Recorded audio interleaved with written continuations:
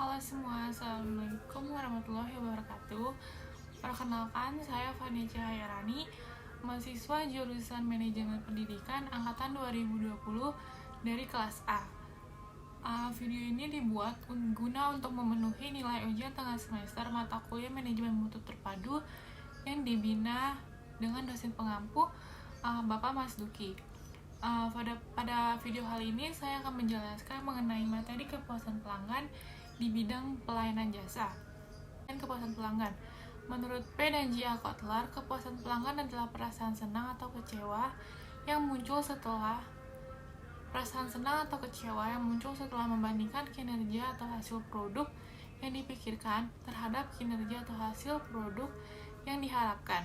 Lalu menurut Daryanto dan Setio Budi, kepuasan pelanggan adalah suatu penilaian emosional dari konsumen setelah konsumen tersebut menggunakan atau memakai produk yang menggunakan produk di mana harapan dan kebutuhan konsumen yang menggunakannya dapat terpenuhi dengan maksimal. Berdasarkan pengertian yang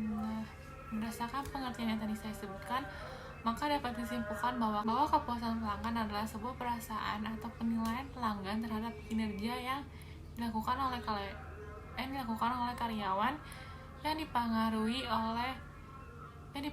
oleh harapan pelanggan tersebut.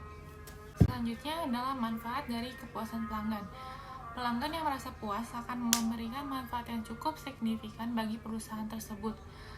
Hubungan baik antara penjual dan pembeli pun akan menimbulkan kecocokan dan keterkaitan yang selaras. Selain itu, pelanggan yang merasa puas akan menimbulkan rasa loyalitas yang tinggi. Hal ini akan sangat menguntungkan bagi kedua belah pihak.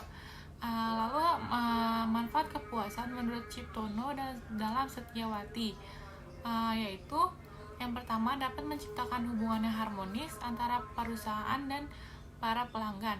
Yang kedua dapat memberikan dasar yang baik untuk pembelian kembali. Yang ketiga, mendorong terciptanya loyalitas pelanggan terhadap perusahaan tersebut. Lalu yang keempat, membentuk rekomendasi dari mulut ke mulut yang menguntungkan bagi perusahaan. Lalu yang kelima, reputasi perusahaan di mata pelanggan menjadi baik. Selanjutnya yang keenam, dapat meningkatkan laba perusahaan. Secara garis besarnya, kepuasan pelanggan memberikan dua manfaat utama bagi perusahaan, yaitu berupa loyalitas pelanggan dan penyebaran atau advertising dari mulut ke mulut yang biasa disebut dengan istilah getok tular positif. Secara sederhananya, manfaat-manfaat spesifik kepuasan pelanggan bagi perusahaan mencangkup dampak positif pada loyalitas pelanggan yang akan berpotensi menjadi sumber pendapatan masa depan, terutama melalui pembelian ulang, cross-selling, dan upselling, menekankan biaya transaksi pelanggan di masa depan, yaitu biaya-biaya komunikasi, penjualan, dan layanan pelanggan. Lalu, menekankan volatilasi dan risiko berkenaan dengan prediksi harian kas masa depan, dan juga dapat meningkatkan toleransi harga, terutama kesediaan untuk membayar harga yang premium, dan pelanggan tidak mudah tergoda untuk beralih kepada pemasok lain. Jadi intinya itu, kepuasan pelanggan tidak perlu diragukan lagi bahwa kepuasan pelanggan itu sendiri sangat krusial bagi kelangsungan hidup dan juga daya saing setiap organisasi, baik dalam bisnis ataupun nirlaba. Selanjutnya akan membahas unsur-unsur dalam kepuasan pelanggan. Yang pertama yaitu kualitas produk. Pelanggan puas kalau setelah membeli dan menggunakan produk tersebut ternyata kualitas produknya baik. Jadi orang-orang di bagian penjualan dan periklanan seharusnya tidak membuat kampanye yang berlebihan dengan melewati tingkatan ekspektasitas pelanggan. Yang kedua, kualitas pelayanan. Kepuasan terhadap kualitas pelayanan biasanya sulit untuk ditiru. Kualitas pelayanan merupakan driver yang mempunyai banyak dimensi. Salah satunya yang populer adalah serve wow. Lalu yang ketiga, adanya emosional. Pelanggan akan merasa bangga dan mendapatkan keyakinan bahwa orang lain akan kagum bila seseorang menggunakan produk yang bermerek, dan cenderung mempunyai kepuasan yang lebih tinggi. Kepuasan yang diperoleh tersebut bukan karena kualitas dari produk, tetapi juga dari nilai sosial yang membuat pelanggan menjadi puas dengan merek tertentu, khususnya dengan brand ternama. Lalu yang keempat itu harga produk yang mempunyai kualitas yang sama, tetapi menetapkan harga yang relatif lebih murah akan memberikan nilai yang lebih tinggi.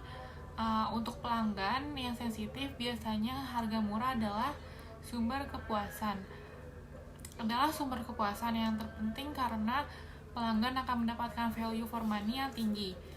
Lalu yang kelima yaitu biaya konsumen. Biaya konsumen yang tidak perlu mengeluarkan biaya tambahan atau tidak perlu membuang waktu untuk mendapatkan suatu produk atau jasa cenderung puas terhadap produk atau jasa tersebut. Yang mana pelanggan akan semakin puas apabila barang relatif mudah, nyaman, dan efisien dalam mendapatkan produk dan pelayanan. Unsur kepuasan konsumen menurut Wilkie, yaitu yang pertama, expectation, yaitu harapan konsumen terhadap suatu barang atau jasa yang telah dibentuk sebelum konsumen membeli barang atau jasa tersebut. Selanjutnya, performance, yaitu pengalaman konsumen terhadap kinerja aktual barang atau jasa ketika digunakan tanpa dipengaruhi oleh harapan mereka. Lalu yang ketiga, comparison, yaitu hal ini dilakukan dengan membandingkan harapan kinerja barang atau jasa sebelum membeli dengan persepsi kinerja aktual barang atau jasa tersebut. Selanjutnya, confirmation atau disconfirmation, yaitu harapan konsumen yang dipengaruhi oleh pengalaman mereka terhadap penggunaan merek dari barang atau jasa yang berbeda dari orang lain. Lalu, adanya confirmation yang terjadi bila harapan sesuai dengan kinerja aktual produk. Selanjutnya kita akan membahas kepuasan pelanggan dalam bidang pelayanan jasa. Seperti contoh lembaga pendidikan sebagai lembaga pelayanan jasa. Lembaga pendidikan sendiri merupakan suatu lembaga atau tempat berlangsungnya proses pendidikan dengan tujuan untuk menuntun dan mengarahkan individu ke arah yang lebih baik. Pemerintah sendiri mengakui bahwasanya pendidikan adalah hak atas setiap individu yang tertera dalam Undang-Undang Dasar 1945 pada bab 11 pasal 31 ayat 1. Pada umumnya, pendidikan terbagi menjadi berbagai tingkatan dan jenisnya. Di antaranya ada pendidikan prasekolah atau TK, SD, SMP, SMA, dan perguruan tinggi, yang mana dibagi lagi menjadi tingkatan swasta dan negeri. Setiap jenjang tingkatan pendidikan bekerja sebagai salah satu penyedia jasa dalam bidang pendidikan. Jasa pelayanan pendidikan menjadi salah satu kegiatan jasa yang sangat diminati oleh konsumen. Dalam hal ini, konsumen adalah siswa yang mengikuti bimbingan belajar yang dikarenakan adanya penerapan standar nilai dan peningkatan prestasi belajar siswa yang membuat orang tua siswa meminati jasa pelayanan pendidikan. Karena hal tersebut pun penyedia jasa pendidikan harus bisa memikirkan bagaimana cara memenuhi kebutuhan konsumen, yang dalam hal ini orang tua siswa terhadap pelayanan pendidikan di sekolah. Pelayanan sendiri adalah merupakan aspek penting untuk dapat bertahan dalam dunia bisnis dan juga memenangkan persaingan. Kepuasan pelanggan menjadi salah satu bagian penting dalam pelayanan yang dilakukan oleh bisnis. Bisa dikatakan juga bahwa bisnis yang baik memberikan pelayanan yang baik juga yang dapat menghasilkan kepuasan pelanggan dan kemajuan dari bisnis tersebut. Selain itu, produsen juga harus tetap memperhatikan kualitas pelayanan, penampilan, dan produk serta kepuasan konsumen untuk menciptakan konsumen yang loyal.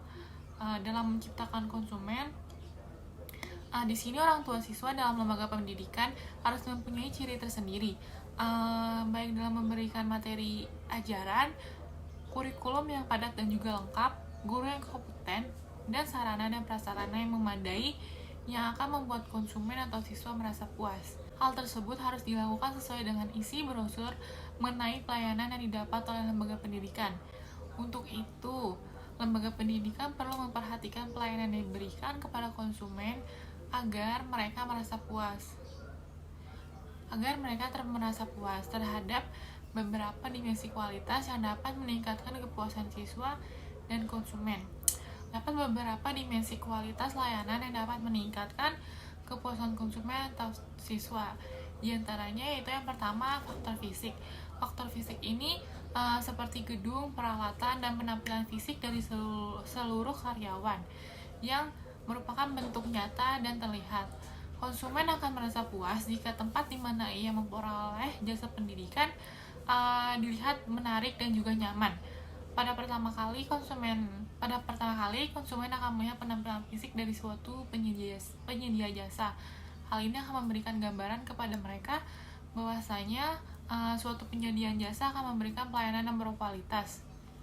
Selanjutnya ada reliabilitas, yaitu pelayanan handal yang ditentukan oleh kemampuan penyedia jasa dalam memberikan pelayanan yang sesuai dengan apa yang telah mereka janjikan. Pelayanan yang dilaksanakan sesuai dengan janji menandakan kinerja penyedia jasa pendidikan yang mampu memenuhi atau bahkan melampaui harapan konsumen. Bagi konsumen, jasa pendidikan kehandalan dalam memberikan pelayanan dalam hal mata ajar dan jadwal pembelajaran dapat membuat mereka puas. Selanjutnya yaitu ada responsibilitas. Dalam hal ini, pelayanan yang cepat tanggap merupakan bentuk pelayanan yang diharapkan oleh konsumen. Penyedia jasa pendidikan yang mampu tanggap terhadap kebutuhan konsumen atau siswa memberikan kepuasan tersendiri bagi konsumen atas layanan yang mereka terima atau dapatkan.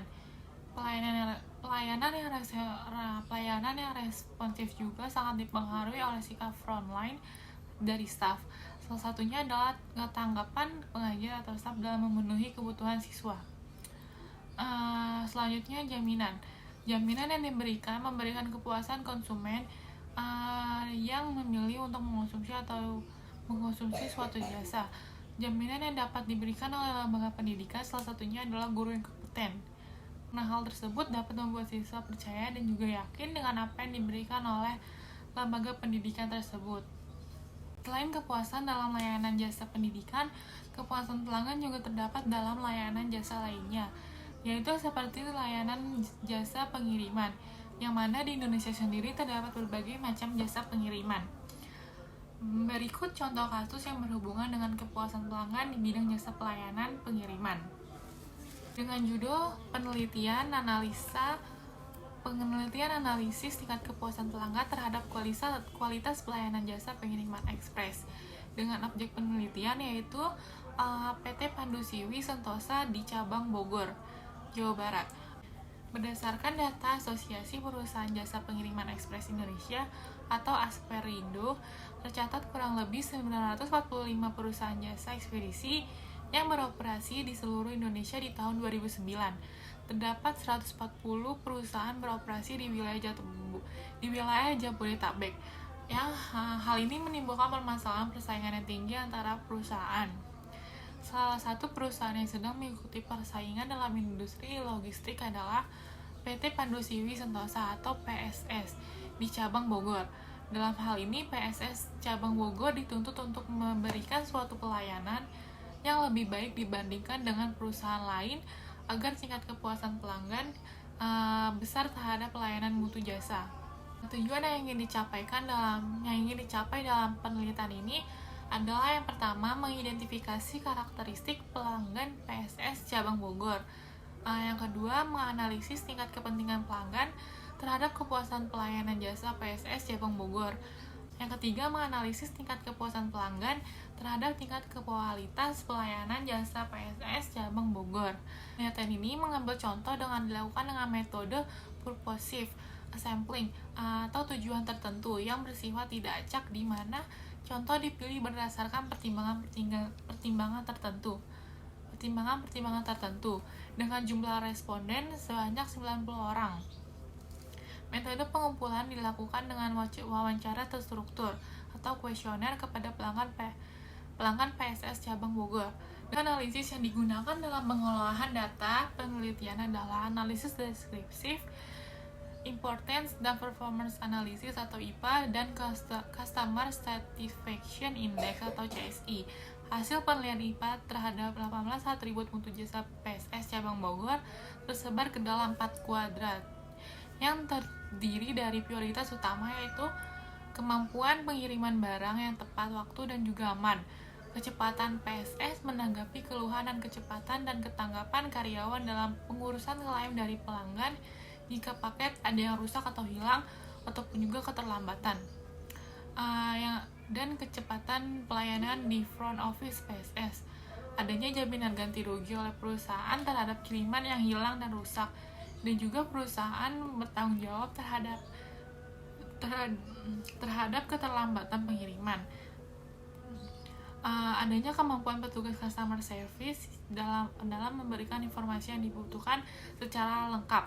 Yang kedua, pertahankan prestasi, yaitu biaya pengiriman yang sesuai dengan kualitas pelayanan yang diterima, kemampuan menjaga paket yang dikirim dalam keadaan utuh, kemampuan mendengarkan ketika pelanggan menerima pelayanan, dan juga keramahan karyawan PSS. Yang ketiga, prioritas rendah, yaitu pemberian informasi jika terdapat jenis barang, jenis pengiriman, dan fasilitas baru. Kelengkapan fasilitas menunjang alat angkut, toilet, parkir, dan juga musola. Kebersihan dan kerapihan PSS. Yang keempat, berlebihan, yaitu lokasi PSS yang mudah dijangkau, kemampuan petugas PSS dalam memberikan pelayanan, contohnya mengangkat barang, berusaha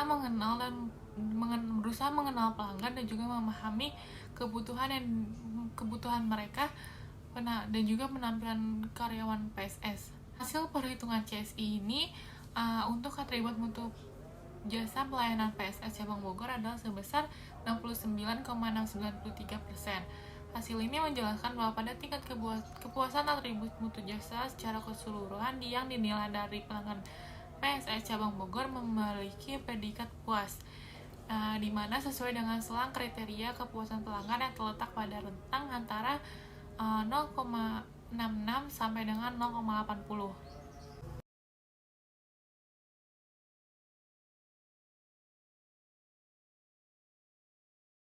Sekian penjelasan saya mengenai kepuasan pelanggan dalam bidang pelayanan jasa, baik dalam pelayanan jasa pendidikan maupun pelayanan jasa pengiriman. Kurang lebihnya mohon maaf. Wassalamualaikum warahmatullahi wabarakatuh.